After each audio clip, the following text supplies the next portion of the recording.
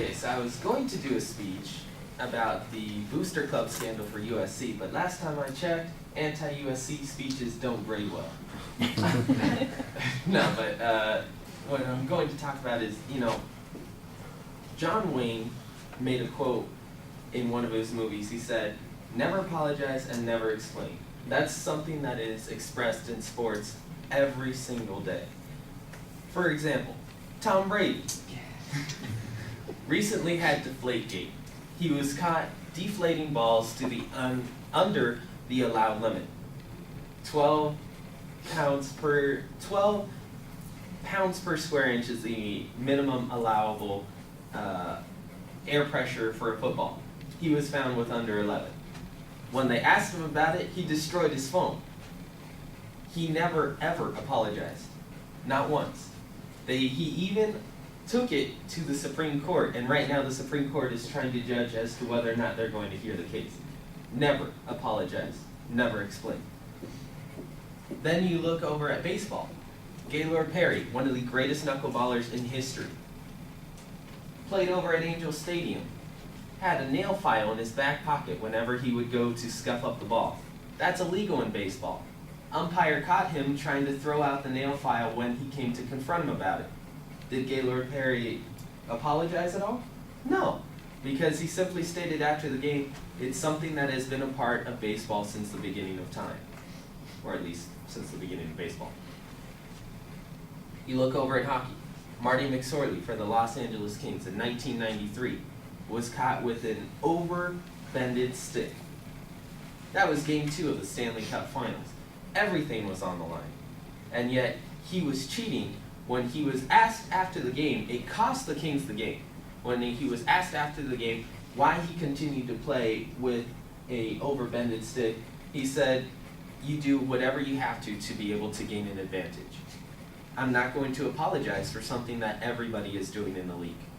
It's something that you see in sports all the time, in FIFA as well. Not as much said about it, but whenever someone is flopping, that's also a form of cheating, because you're trying to get yourself a call that really isn't there. All sports have forms of cheating. Do the players apologize? Of course not, because it's going to give their team an advantage. And they know that on the other side, the other team is trying to do the exact same thing.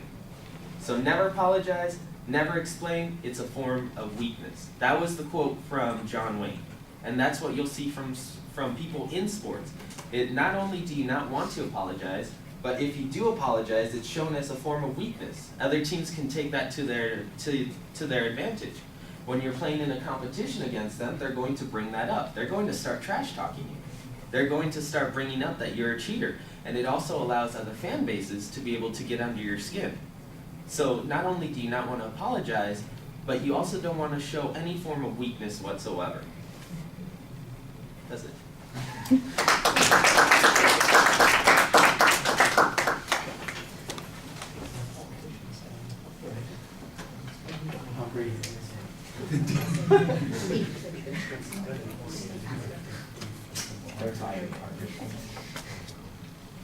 They didn't have an order to see his phone.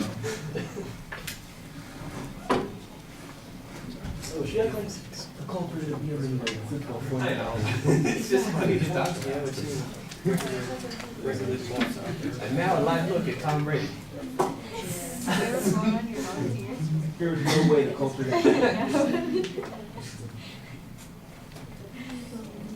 be an excuse for the culprit to beat that badly. Hey, it happened though. What if he deflated the balls in the Super Bowl? They check. They checked They didn't let during the him handle- AFC Championship game. They didn't even let him handle his balls during the Super Bowl. I would hope not. This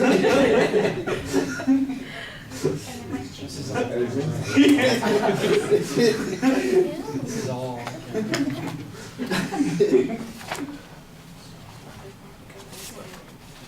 Okay, the tie into the topic with sports I thought was pretty effective. I like the way that you came back to it at the end of the speech also to remind us of what it was you were trying to get by.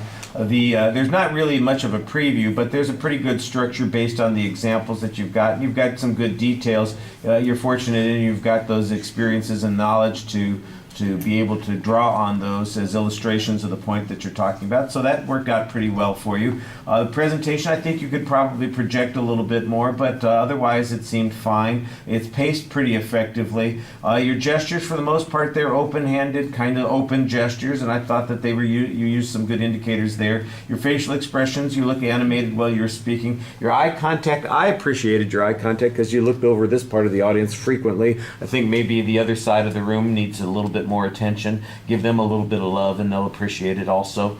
That was the one thing that I thought was maybe obvious in the presentation that needed a little bit of work. Otherwise, everything is pretty solid. Okay, thank you. Besides the top, please.